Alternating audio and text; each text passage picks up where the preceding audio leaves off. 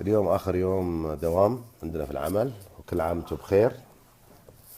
وكنا في نقاش الآن مع مجموعة من الأصحاب هنا في المكتب حول موضوع مهم.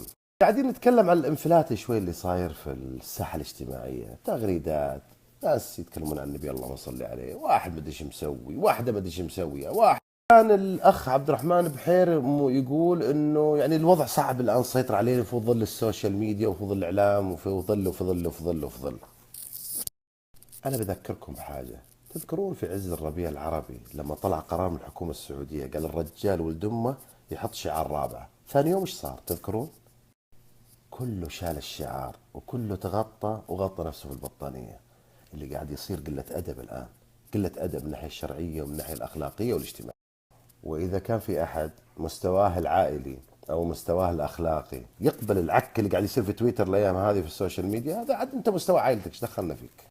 جيب في مواقع التواصل الاجتماعي الناس اللي عليهم الكلام اهل الراي ساكتين. وير وزوير اللي قاعد يطلع لك واحد ما ادري ايش قاعد مع بزر، وواحده ما ادري ايش قاعد تقول، كلام فاضي. وين الناس؟ افتح مواقع التواصل الاجتماعي قبل 4 سنين تسمع راي ناس محترمه.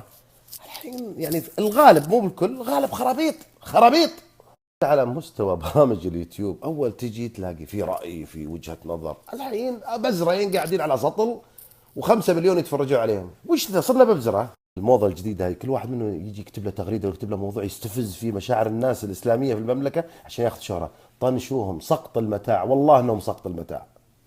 هذول الناس اللي يستفزون مشاعرنا الدينيه سواء في تويتر او في اليوتيوب، انتم عارف لو تجاهلتوهم قيمتهم حتنتهي عند الناس اللي مسلطينهم، فهمتوا؟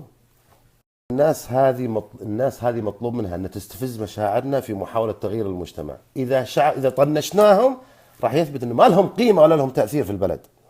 بيجي واحد يقول يا ولي ابو بدر هذه غضبة لله ورسوله. يا اخوي الهنود عبدوا البقر، زعلنا اعتبروه من الهنود اللي عبدوا البقر. طنش يا عمي طنش، لا تعطونهم قيمه.